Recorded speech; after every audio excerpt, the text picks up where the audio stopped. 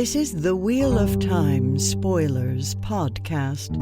Your hosts are Seth Jacobson and Patrick Heiler. Hi, I'm Seth. And I'm Patrick. So yeah, just FYI, this chapter is very long.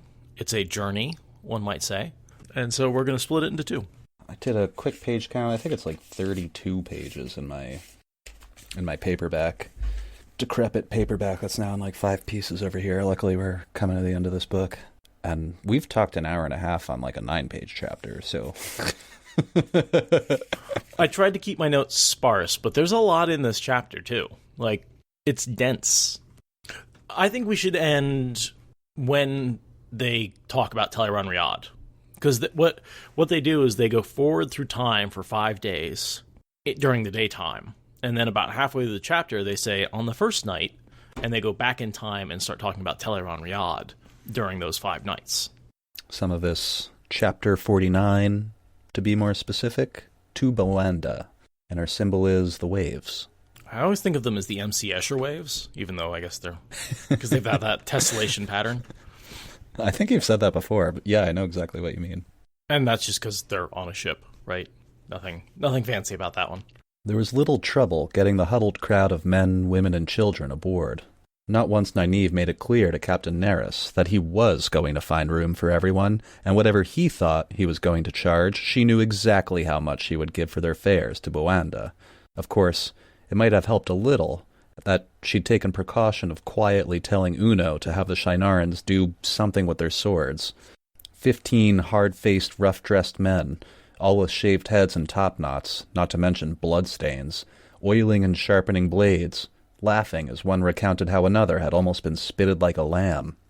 Well, they had a most salutary effect. She counted the money into his hand, and, if it pained her, she only had to summon the memory of those docks at Tanchico to keep counting. Nerys was right in one thing. These folk did not look to have much coin. They would need whatever coppers they had. Elaine had no call to ask in that sickly sweet tone if she was having a tooth pulled. The crew ran at Nerys' shouted commands to cast off, while the last of the people were still scrambling aboard, carrying their wretched possessions in their arms, those who had anything at all beyond the rags on their backs. In truth, they crowded even the fat vessel, so Nynaeve began to wonder whether Nerys had been right about that, too. Yet such hope dawned on their faces once their feet were firmly on deck, that she was embarrassed to have considered it. And when they learned she had paid their passage, they clustered around her, struggling to kiss her hands, the hem of her skirt, crying out thanks and blessings, some with tears streaming down their dirty cheeks, men as well as women. She wished she could sink through the planks under her feet. The decks bustled as sweeps went out and sails rose, and Samara began to dwindle behind before she could put an end to the demonstration completely. If Elaine or Brigida had said one word, she would have thumped them both twice around the ship for good measure. 5 days they were on River Serpent, 5 days running down the slowly winding Eldar, through baking days and nights not much cooler. Some things changed for the better in that time, but the voyage did not begin well. And Nynaeve is thinking that for a couple of different reasons. And I think a lot of it is because Nynaeve is under a ton of pressure. I talked about this when we were talking about the last chapter, but Nynaeve's under a ton of pressure. She's afraid all of the time. She has been harassed and beaten and had the ever-living hell scared out of her over and over and over. She's currently being hunted by the personification of nightmares told to you by your mother. It'd be like, oh, yeah, by the way, Freddy Krueger is real, and he's coming after you in your dreams. And he can actually kill you in your dreams, turns out. And you pissed him off. Have a good night. Not to mention it's hot. There's only 2, what should I say? I don't want to say cabins, but there's the ship's hold and the captain's cabin, which Nynaeve gets for reasons. Well, Nynaeve and Elaine share. And I liked I think what we talked about last week or episode is imagine this as being a 5-day road trip where you're trapped in the car with somebody in the summer. In the baking sun, and the air conditioner breaks. And that's how long you have to sit for the next 5 days next to your whining brother or whoever, pick somebody. Hey, you'd be whining too if you had to sit in that car for 5 days. Yeah, yeah. It's not surprising that the ladies, they get a little snippy with each other. Well, and they've been snippy with each other. One of the things I really like about this is it shows that It's been hard, yeah. But in a lot of ways, they're so closely bound together, they can't snip at each other, and they have to pretend to be nice. And there's this whole situation where they pretend to be nice for a couple of days, and eventually they're like, oh, I actually am being nice to this person, and they're being nice to me, and all of a sudden we're in a better mood. If you're in a relationship and you don't show appreciation and gratitude for the other person, they will come to resent you. Yeah. And I feel like that's what has been going on between the two of them, the three of them, is there's been this real sort of taking each other for granted, which has led to resentment, which has led to insults, and it's just become this negative feedback loop where they can't get away from each other. And by breaking the cycle, by being forced to be nice to each other, they're able to sort of come back around and find their friendship again, even if it is, and sometimes you got to fake it to make it. And they literally can't get away from each other. I know I've learned about myself in relationships. I need to step away frequently, even if it's only for an hour, and not because I'm upset or something. I just require time to be alone and not, I don't know, just be doing whatever I want to do which is whatever. You need time to wind down. Go for a walk. Yeah, it's the only way I can really relax is if I'm alone in the dark, basically. But I mean, that's not even that unusual. People go for walks, go for a jog, whatever. And that's also something you have to learn when you're in an emotional situation with somebody, is learn when they've come to their breaking point and let things you only learn that down. kind of stuff the hard way too. Because you can escalate a relationship past the point of breaking pretty easily if you keep pushing on somebody who is at their breaking point. Yeah, and this is, I think I said this already, but just to be clear, this is not a new situation for the girls. Being here or the ladies, I should say, being here on the boat in the heat. Well, they just came from a wagon in the heat, and they can't walk away from each other really, not for any long period of time. Their safety is seriously at risk. They're always under threat, and they're stuck together in the heat every day, day in, day out. Anybody would snap under that. Oh, this is one of my... the next thing I have is one of my favorite little Lenny sayings. I don't know if you've gotten to that yet. Oh, I know the one. Do you want to read it? An open sack hides nothing, and an open door hides little. But an open man is surely hiding something. And that's... Neris hustles into his own cabin, the captain's cabin, takes all his stuff, puts it in a box, and huffs out and takes all his stuff and walks away. And Nynaeve turns around, and Tom and Julian are just everything's all right here. We didn't do anything. Everything's normal. Right. Because it's implying a couple of times that they've whenever they've gotten Neris in a quiet spot and threatened him and been you are going to do what Nynaeve says, or we are going to fucking murder you. You will never wake up. Exactly. And Uno and Tom are scary enough. Tom with literally an open wound on his head, a mask of blood. Uno with the one eye and the scary eye patch, looking like a fucking scarred-ass Sharnaran soldier.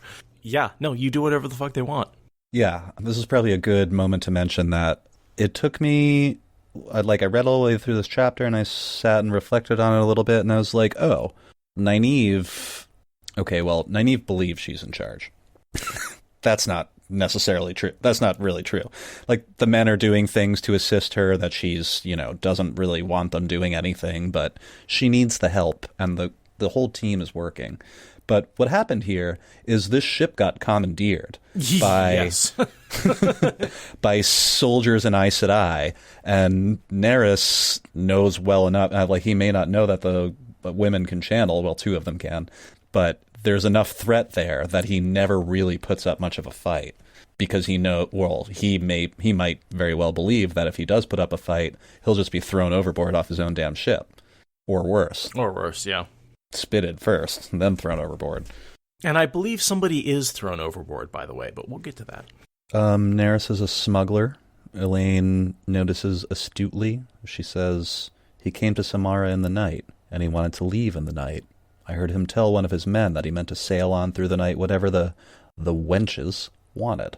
Apparently, he's not much pleased to be moving in the daylight. Nynaeve says, what are you going on about? Elaine's like, ugh, He's a smuggler, Nynaeve. This dude would be in the Red Ajah if the Black Tower had one for men. He hates women. It was so perplexing that I actually highlighted it, this section where you hear kind of a collection of Nerys's grumbled thoughts through Nynaeve's reflection. It is really strange. One thing to say, yeah, they're a lot of trouble, or, can't live with them, can't live without them, like, everybody can say that about everybody. But to, like, actually hate and, like, not want to look at or be near seems very strange. Because even the most bottom-of-the-barrel scumbuckets at least still have, like, it doesn't seem like a hatred. It's just a objectification, but there's still, like, desire. I wouldn't call it a hatred as much as, like, a contempt. Right. Which is different. It seems strange. It springs from a desire. It's a frustrated desire, and then that becomes then a hatred. Like commodify. Sure, that's a thing that's out there a lot. And it's terrible. Don't get me wrong. Like, I'm not advocating for it. Those people are awful. But that's a very different personality than someone who's just like, women are just trouble. Fuck them. Nope. I just want to hang out with dudes all the time. Really? Yeah, it was weird. And for a second I was like, well, is he just gay? And, like, having women on the boat does cause problems in his crew, and he just, like, wants nothing to do with them, doesn't want them on the boat? Is that what's happening? It's very strange. Or I have to wonder if maybe Jordan's trying to make a point about the one power and the power dynamics in Randland and how they are a little bit different, and that maybe just the fact that there's a group of women who are channelers and there's men who are seen as evil, essentially, for touching the one power, that maybe there's this slightly different gender dynamic. I'd love some input on this, guys. Like, I feel like women cost a man money. They fought like alley cats, and they caused trouble. Any and all trouble a man had could be laid to women, one way or another. Nerys expected half of them to be rolling on the deck clawing one another before the first sunset. They would all flirt with his crew and bring dissension where they did not cause fights. Could he have sent all women off his ship forever, he might have been happy. Could he have had them out of his life, he would have been ecstatic. Nynaeve had never encountered the like. Oh, she had heard men mutter about women and money, as if men did not fling about coin like water. I'm just going to skip a bit. And she had even heard them lay various troubles to women, usually when it was they themselves that had caused all the bother. But she could not recall ever meeting a man who truly disliked women. It was a surprise to learn that Nerys had a wife and a horde of children in Ibu Dar, but no surprise that he stayed at home only long enough to load a new cargo. He did not even want to talk to a woman. Do you think loading a new cargo is a double entendre? It could be. He does have children. Yeah, but isn't that weird, guys? I don't even know what to say about it, really. People in Discord are saying they've dealt with one or two guys like that, and other people seem to be agreeing. It's some jadedness. Yeah, I think that's one of those things that, as a guy, is harder to see, because I don't see the contempt, because it's not directed at me. Sure. It'd be a lot harder to observe. Yeah, somebody said incel. Sure, that's a thing. Well, and for me, incel is someone who can't get a woman's attention. This guy's married. And like I said, it does look very much like the reverse Red Ajah, as I call it. Megs, I totally have heard of women who hate men, but I feel like it's relatively justified. Right. Nobody's questioning that. Everyone's like, oh yeah, of course you hate men, duh. Like, they're assholes. Clearly. Sure, no, you could make a real strong argument. That is the logical position to take. No one's but hating women, that's just confusing. But there's no women chasing this guy around or beating him up or something. To have that strong of a, well, again, I don't know what to say about it. Yes, some women do suck. That's true equality. Yes, not disagreeing with you there. Everybody, there's hateful people on both sides, or everywhere you look. I like to take the opinion that everybody's hateful occasionally, rather than some people are hateful. Sure, well, we're all a bunch of confused monkeys running around on a rock hurtling through space. It's not too surprising when things go wrong occasionally. It's like the Avenue Q song. Everybody's a little bit racist. You just are. Acknowledge it, and then compensate for it, and move on. Speaking of which, Nynaeve gets to the edge of her temper here when, shortly after what I just read, She realizes Elaine is speeding the ship along. She's channeling right along the border of Amadisha. White cloaks everywhere. Yeah, yeah. Calling the winds down to make the ship move faster. Can't blame her, but Nynaeve's like, freaks out a little. Nynaeve's like, you channeled. This wind is your doing. Like, are you crazy? And Elaine's response is, you're turning into a frightened rabbit. Pull yourself together. Samara's miles behind us. No one could sense anything useful from that far. She would have to be on the ship with us to know. I was very quick. Nynaeve thought her own face might crack if she held her smile any longer. She would have to be on the ship with us to know. To know. You know what? Highly unlikely. Magedian's on the fucking ship with you. It is highly unlikely, though.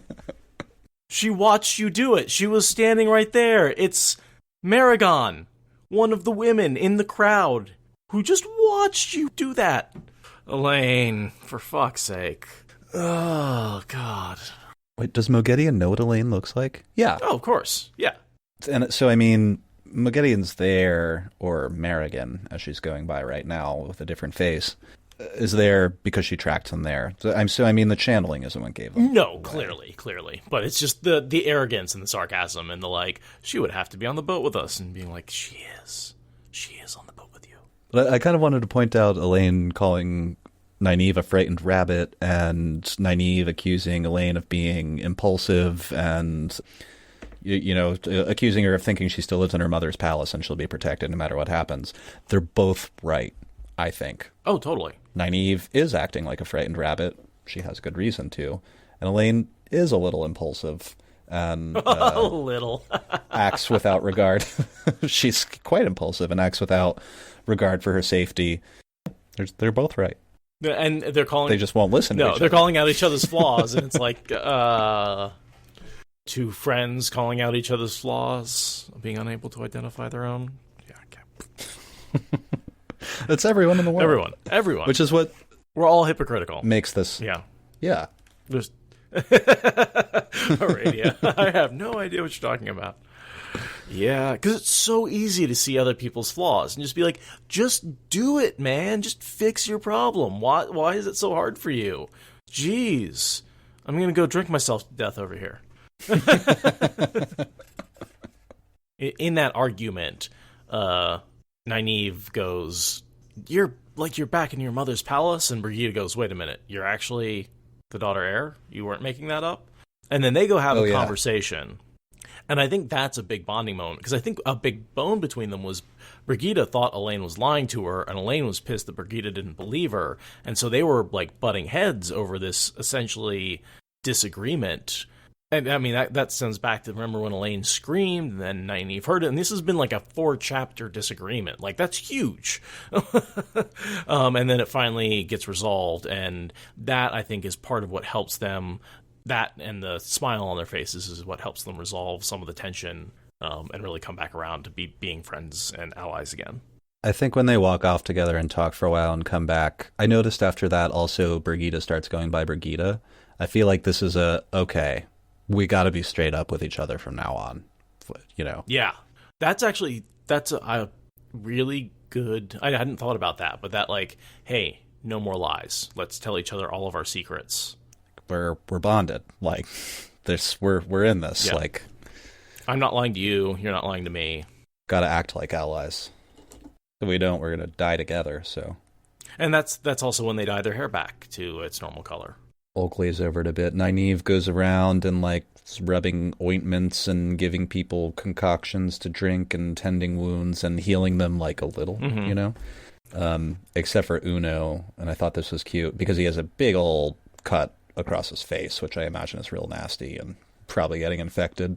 With Uno, for example, she rubbed a touch of stinging mardroot oil liniment into his heavily bruised shoulder, dabbed a bit of heal-all ointment on the fresh slash down his face, no point wasting either. Notice she didn't use very little of what she actually has, and wrapped his head in bandages until he could hardly move his jaw before healing him. When he gasped and flailed, she said briskly, "Don't be such a baby. I would have thought a little pain wouldn't bother such a big, strong man. Now, you leave those alone. If you even touch them in the next 3 days, I'll dose you with something you won't soon forget." He nodded slowly. Uno listens to Nynaeve. Well, Yeah, well, and he knows that he just got healed. Yeah. He's experienced healing before. He knows she's a channeler. He knows she's good at healing. Like, he knows he just got healed. I had the same thought. I should read the rest of that sentence, actually. He nodded slowly, staring at her so uncertainly that it was plain he did not know what she had done. It's plain to Nynaeve he did not know what she had done. But does Uno knows exactly what's going on, doesn't he? I think he knows what's going on. I think he's just He doesn't take the bandages off until the third day, and his face is like right back to where it would, like it's healed perfectly. It's just, obviously, she healed him. But I think he's being like, I think he's figuring out her plan to heal him and like not reveal that she can heal. I think that's maybe why he's like, what do you mean I can't take him off? He healed me. And then he's like, oh, okay. And yeah, in the same vein, few of the refugees lacked bruises and scrapes, and some of the children were showing signs of fevers and worms. Those she could heal without worry. Children always made a fuss when they were dosed with anything that did not taste of honey. If they told their mothers, it had felt odd. Children always had fancies. Wonder how many of those kids look back at the end of their lives like, oh, that was really weird, but Mom said it was fine. How many of them got healed later and remembered the sensation? Was like, oh, that's what that was. Oh. No big deal, just the Queen of Malkier happened to be on a ship full of refugees. Just happened to be. Anytime there's no visual sign, she's able to heal it, because then no one can tell. It's like, oh, the kid got better. We didn't really know, they weren't feeling well, and now they're feeling better. Kids don't really know how to communicate that well. Yeah, and she mentions, bruises, scrapes, and then fevers or worms, which no one would know if you have them or not, unless you're very, very ill, Yeah, and I assume she's using delving to tell. She's not just like, it's a great thing about the one power. So, yeah. She doesn't have to, guess. She can just know, oh, you got worms. Delving tells her that. There's a little bit about Lan's babies. I thought was... yeah. Somebody got baby I kind of fever. skipped over it, Yeah. but there was... Both her and Brigida are both sort of into the kids and taking care of them. Brigida, you see, she really likes the ugly boys, because she's always looking for a guidal cane. Oh yeah, Nynaeve thinks she had never really been comfortable around children, yet she found herself smoothing the back of a dark-haired boy no higher than her waist, who stared up at her owlishly with his bright blue eyes. They looked very like Lan's eyes. Strangely, Brigida did not look at all silly, with a boy of 3 or 4 cradled on either hip, and a ring of children about her, singing them a nonsense song about dancing animals. And that's one of the first of many times we see Brigida with groups of children, taking care of children. I mean, her and Oliver are such a natural fit. Best babysitter ever. Totally. Well, I don't know. The one that reads to him and lets him rest her head on her bosom, she's a pretty good babysitter, too. Roselle, Aradia says. Roselle, thank you, Aradia. Yeah. Nodding to that, Aradia. Brigida's like the cool aunt that, lets you drink a beer when you're 15. Elaine continues to study the Adam, which is just foreshadowing for when she creates a new one out of Brigida's silver arrow, which they've also been carrying. That's how she creates the bracelet and collar for Moghedien when they do capture her. So they've been sort of leading up to that through a lot of these, mentioning the arrow a lot, mentioning her study of the Adam, mentioning all of her figuring out that there's a strange form of linking and all this sort of progress that she's making in her study of Terangrial. Elaine and Nynaeve work on it together a bit, even if it's more of Nynaeve following along, learning from Elaine. I thought that some of this was significant, and maybe only significant to mention that they do this with the Adam during this chapter. They do this in the dream. They do this with all sorts of different things, all sorts of different dream techniques, checking different places in the dream. There's a lot of things that they learn and a lot of skill honing that happens over this week as they're waiting on the boat together, essentially, looking for things to do. Because, again, they are spending... One of the things that you don't realize until the second half of this chapter is every night they're in Teleron-Riyadh working together there and talking to Elaine and Egwene. And we're going to flash back in the second half of this chapter to the nights that are happening in between these days. It's sort of it's an interesting storytelling form that Jordan will do occasionally, is he'll say in the beginning of a chapter, this journey took 7 days. In those 7 days, the following events happen.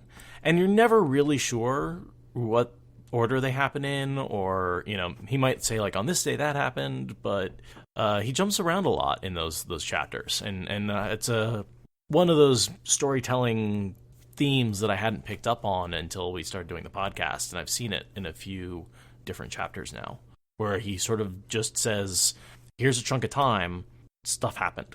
And it doesn't have to be strictly linear. Sometimes the older men talked of starting over, finding a bit of land to farm, or taking up their trade again, but the tone of their voices said it was more bluff and bravado than real hope. Mostly they talked quietly of their families. A wife lost, sons and daughters lost, grandchildren lost. They sounded lost. The second night, a jug-eared fellow, who had seemed the most enthusiastic in a sad lot, had just vanished. He was simply gone when the sun came up. He might have swum ashore. Nynaeve hoped he had. So that implies that he committed suicide.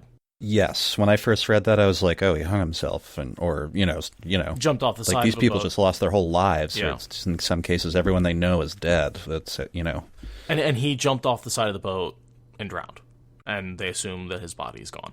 That's the assumption. But don't forget, Moghedion's on the boat, and I had to look at this guy, and he was the most enthusiastic in a sad lot. Mm-hmm. The least likely to commit suicide. Yeah. And that just seemed like a contradiction to me. And then I was like, you know what? I bet he found something out about Moghedion. I bet maybe the kids talked to him. Something happened, and Moghedion polished this fucker off. That's what I thought too, because my first thought is, okay, it's suspicious, that's weird.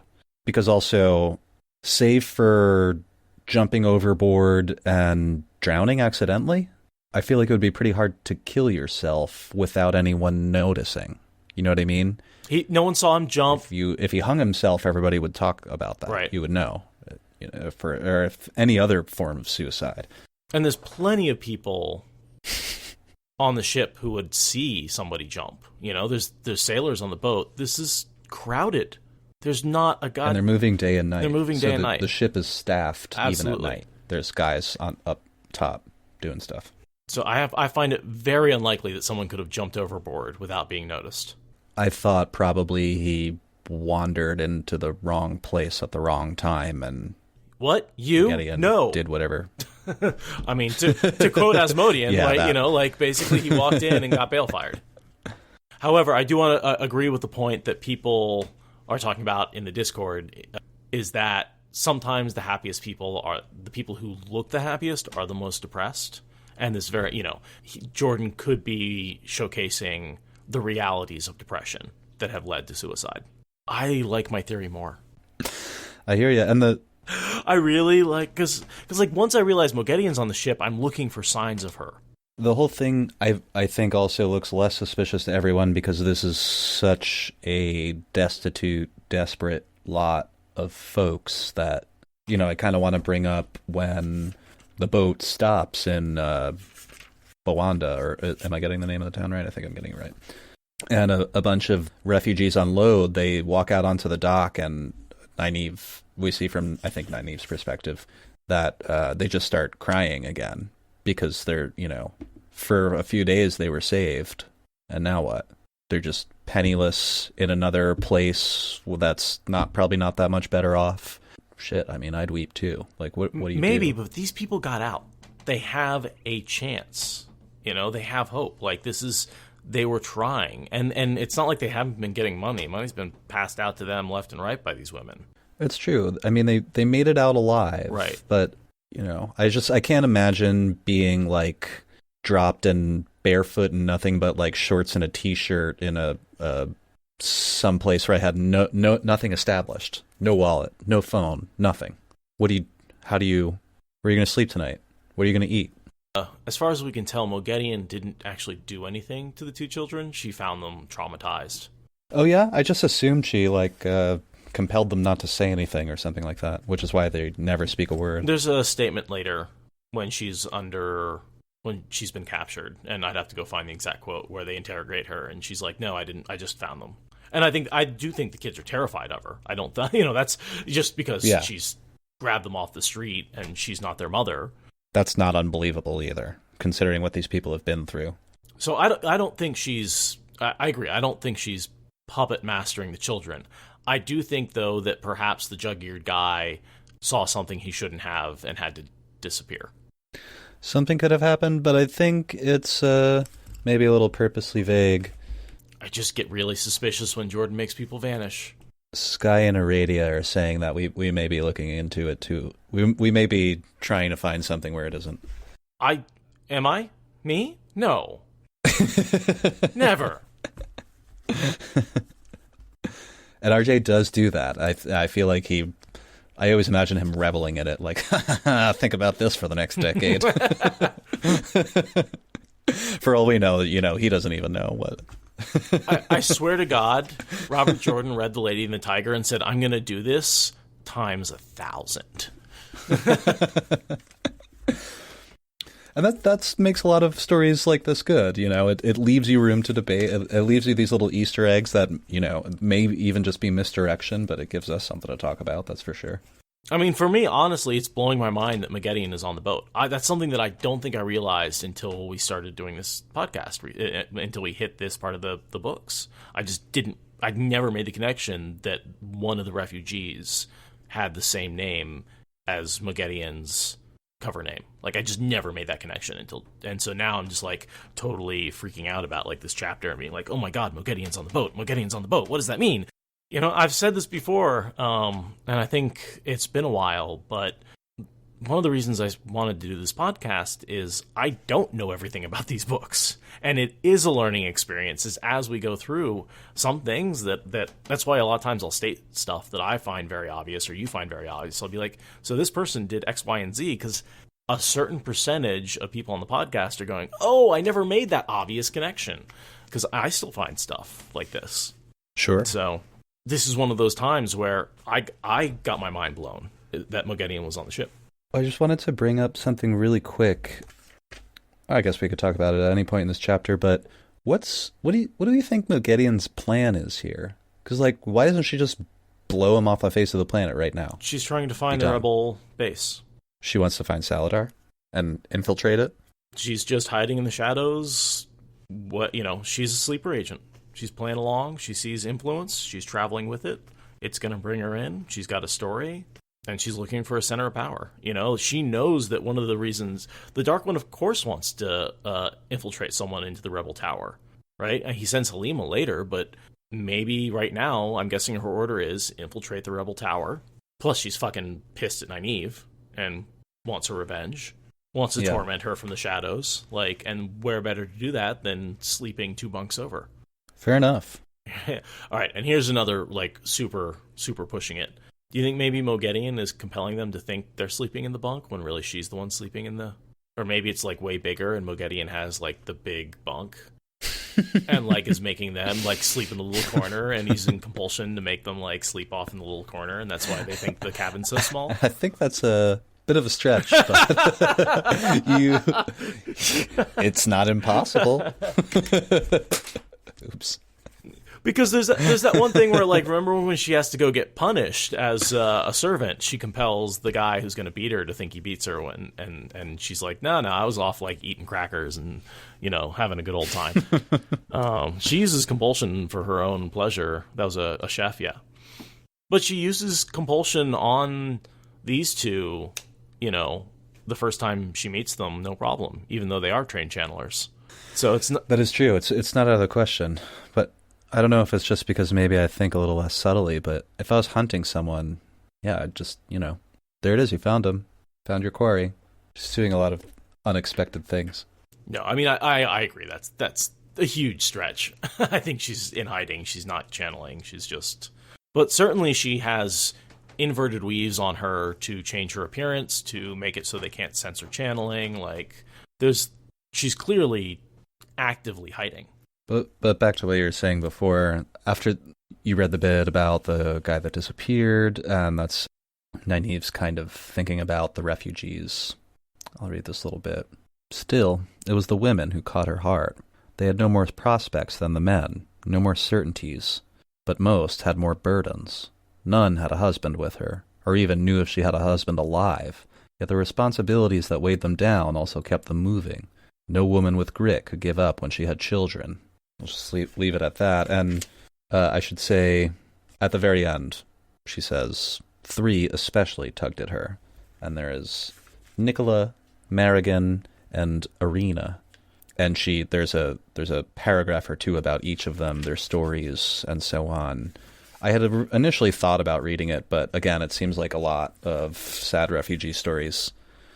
Well, okay, I'll just go a little bit into who they end up becoming, because Nicola ends up becoming one of the most powerful potential novices of the White Tower.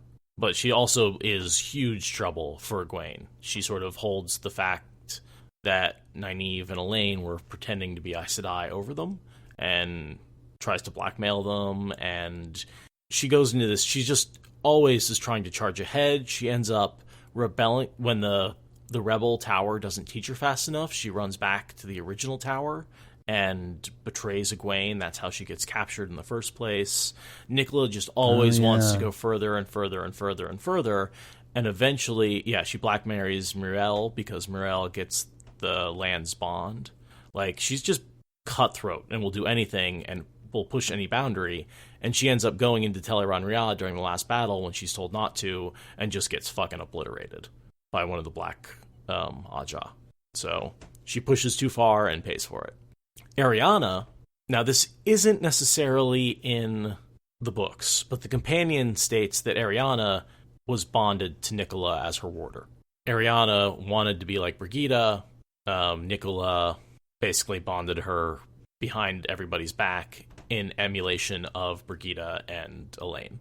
And of course, then the assumption is that when Nicola died in the dream world, Ariana would have had the warder rage and died as well. It's fairly heavily implied. And I think, having read that in the companion, I'm going to look for it, that Nicola is very much kind of like Egwene, out of control, pushing her boundaries in a way that's... Egwene without Amis and Bear and Moraine at first, and the tower, everything. Egwene without discipline. And then, of course, the third person is Maragon, and her story is completely fake because she is Mogedian. And as she says later, her two sons that she are just two boys she picked up off the street who had no parents and who were traumatized by what had been going on in the city already. And this is why I think one of the reasons why she has some odd ideas about herbs, because she doesn't know anything about herbs. And Nynaeve's like... But her story's good, though. Her cover is that she had to teach herself, so it would stand to reason, if I knew a lot about something and someone was like, oh, I've taught myself a lot about that, and they had some silly ideas, I'd just try to gently correct them, I wouldn't be like, you're a liar, She has a good cover story. And it gets her, she knows enough about Nynaeve to know Nynaeve is going to feel affection for somebody who has been prosecuted for using herbs to heal and who just wants to heal. Like, it's a story to capture Nynaeve's heart. So when I say, like, Mogedian's manipulating them, that's what I mean. Not necessarily that she's compelling it, but that it's like, she's just a manipulative person. Power, using compulsion or not, she's still a compelling person. Absolutely. And it works so well that Nynaeve even directly acknowledges that in her head. Although, of course, she doesn't know who Maragon is. Nynaeve, right after those three paragraphs, just read these couple lines, Nynaeve knew very well why they touched her the most, too. Each story could have been the reflection of a thread in her own life. What she did not quite understand was why she liked Arena the best. It was her opinion, putting this and that together, that nearly all of Arena's trouble came from having too free a tongue, telling people exactly what she thought. Gosh, Nynaeve, why do you identify with that person? I can't imagine why. I hope the sarcasm was clear. I just hanging out in Nynaeve's head. Again, all of Jordan's characters are highly unreliable narrators, but in very different ways, right? Like, Perrin is constantly talking about how ineffective he is, and yet somehow he forges an army together. Rand is constantly talking about how he's not crazy yet when he's totally fucking nuts. Matt is saying, I'm not a hero, when he does hero things with every step. Nynaeve is constantly being hypocritical, and I don't think I need to go into all the stuff that she's hypocritical about. Like, the unreliable narrator about their own motivations is probably the one consistent thread that Jordan is able to tell. The stories that we tell ourselves to justify our behavior. Sure. I see aspects of that in my own personality, and not just what I don't know, because obviously I don't know that, but I've noticed in myself over the years that, like, something I try to compensate before because I always thought was a character flaw of my own, a lot of people actually have told me later that, like, oh, no, you're not like that at all. Why are you so worried about it? And I'm like, well, maybe I'm not like that because I'm worried about it, because I'm thinking about it and actively trying to, Right. Whatever it may be. I think we all do that. Worry about something and you think that it's showing, but maybe it's not. People are less observant in general than we tend to think they are. Or, they just care less. People are living their own lives. Well, whatever they discussed, Elaine seemed slightly disgruntled, as if she'd expected some other result. Basically, she was like, oh, you're the queen's daughter? Ah. Yeah, I expected Brigida to be like, "Milady, if only you had told me." And Brigida's just like, yo, man, you gotta be straight up with me. Don't be an ass. That's probably what actually happened. And probably, hey, sorry I didn't believe you, but, that was pretty unrealistic of a claim. And there's some other shit going down at the same time, and, it was just very much... She made that claim in a very unrealistic setting, right? Because I think she just gotten, beat down in the circus. And she was like, how dare you? Oh, she was trying to tell Sarandon what to do. And she was like, listen to me, I'm a noble. I'm the queen. And Brigida's like, if you're going to lie, lie better, At least pick, a minor noble, right. So people won't, Yeah. Gray dawning of the third day saw the crew manning the sweeps again to draw them into a dock at Boannda. It was a considerable town, larger than Samara, on a point of land where the swift river Bourne, coming down from Gehenna, ran into the slower Eldar. So it's interesting, this chapter is called To Boannda, and here we are, a third of the way in, and we've arrived. Yeah. When I was just rereading this earlier, it's like, what actually happens? How much could happen in Boannda? Usually that's when the chapter ends and a new one starts, Yeah. So then they realize Captain Neris is headed to Ibudar, which is right on their path to Saladar. They're heading downriver. Heading south. Yeah. Yeah. And they just want to stop at a certain place. They just don't want him to know where ahead of time. So most of the people get off, except for those 3 that we mentioned before. 5, technically, because it's Marigon and her 2 sons, Ariana and Nicola. The men and women from Samara marched reluctantly up the gangplank, ignored by the excise men. There was no custom duty on people. For the Samarans, it was the beginning of uncertainty. They had their lives ahead of them, and to begin anew. What they stood up in, and what Nynaeve and Elaine had given them. Before they were halfway down the dock, still huddling together, some of the women were beginning to look as disheartened as the men. Some even began to cry. Vexation painted Elaine's face. She always wanted to take care of everyone. Nynaeve hoped Elaine did not discover that she had slipped a few more silvers to some of the women. Not all left the ship. Irina remained, and Nicola, and Marigon, tightly clutching her sons, who gazed in anxious silence after the other children vanishing toward the town. The 2 lads had not said a word since Samara that Nynaeve had heard. "I want to go with you," Nicola told Nynaeve, unconsciously wringing her hands. "I feel safe near you." Marigon nodded emphatically. Irina said nothing, but she stepped closer to the other 2 women, making herself part of the group even as she looked levelly at Nynaeve, defying her to send her away. Tom shook his head slightly, and Julian grimaced. But it was to Elaine and Brigida that Nynaeve looked. Elaine did not hesitate in nodding, and the other woman was only a second behind. Gathering her skirts, Nynaeve marched to Neris, standing in the stern. "I suppose I will have my ship back now," he told the air somewhere between the ship and the dock. "Not before time. This voyage has been the worst I ever undertook." Nynaeve smiled broadly. For once, he did look at her before she was done. Well, he almost did. It was not as if Neris had much choice. He could hardly appeal to the authorities in Boannda, and if he did not like the fare she offered, well, he had to sail downriver anyway. So, River Serpent cast off again, heading for Ibudar, with one stop to be made that he was not informed of until Boannda began falling astern. "Saladar!" he growled, staring over Nynaeve's head. "Saladar's been abandoned since the White Cloak War. It would take a fool woman to want to be ashore at Saladar."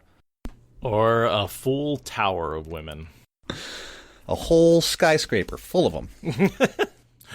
And I think that what we want to do is actually take a break there and call that the first half of the episode, because the second half of the episode, or the second half of the chapter, starts with the first night, where we go back in time and relive those 5 days from the perspective of Knights and Teleron-Riyadh. Oh my gosh, yeah. I'm actually, bringing it back around to a minute ago, really glad that you said that right when we were setting off. When I read the first night, I thought it meant the first night of the second leg of the journey. That's what I thought that meant. But I see now, because the rest of this just happens in Teleron-Riyadh. There's no way to, none of it happens on the boat. It's like a super long dream sequence. One of the longer ones, I think, in the series, other than, like, Perrin's epic battles. Because I think it's a couple of nights of Nynaeve going into Teleron-Riyadh and looking for Egwene and not finding her. And then, like, on the final night, they run. I'm not sure on which night they actually find her. But then there's a long conversation between them and, yeah, a nice long dream sequence. So, yeah. No, I'm honestly surprised that this wasn't a chapter cut at this point. Me too. This is a lot of... I can maybe see how it can be justified, because there's a lot of catch-up, in the Egwene, Elaine, Nynaeve, Amis chapters. There's a lot of, like, Rand took Cairhien. That's going to happen. And women being like, we're almost in Saladar. No, we're not in the menagerie anymore. And even bits that I had Egwene, or maybe it's Amis, describes Rand's routine that he's built for himself. He's like, every morning he wakes up, he does this, and then 2 hours of that, and then he walks around doing this, that, and the other thing. And I had remembered that as a Rand perspective information, but it's not. It's Egwene reporting on what Rand is up to. He wakes up, he trains with Lan for 2 hours, and then he trains with Ruark for... Yeah, no, we don't see him talking about it. We see him being like, oh, he trained with Ruark every once in a while, but when we actually, like, she's the one who breaks down his schedule, and oftentimes he's the one who breaks down hers. We often hear about their lives from each other's perspectives. And there it is again. It's it's so hard to observe yourself, and that's reflected in the way these characters are written. Yeah. They're terrible at observing themselves, but everyone else is really good at observing them. Just, like real life. Well, and that's the wonderful thing about Perrin, is he's very good at telling what scent you're giving off and really bad at interpreting it. Yeah. And I can't wait to... He knows she's angry, but has no idea why. No idea why. And we are going to tell him why so many times. I'm going to have so much fun with those chapters. Be like, Perrin, this is why you're an idiot. You have the information you need to figure this out. No, Perrin.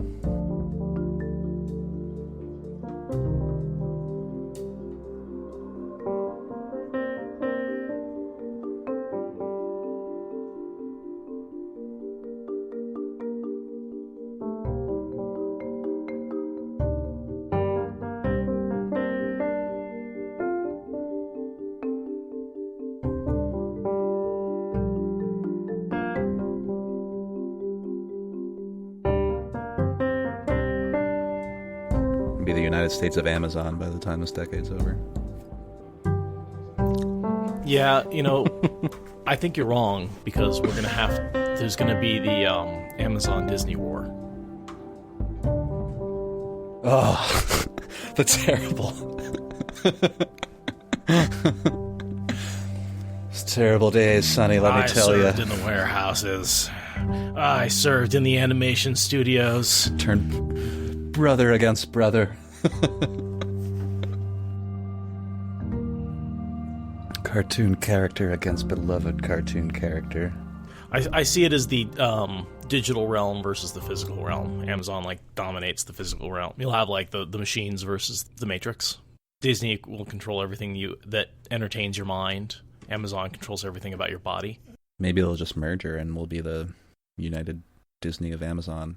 I could work on that and come up with something a little better. Thank you for listening to the Wheel of Time Spoilers podcast. Rate us in the Apple Podcast app or support us on Patreon. Is that good enough?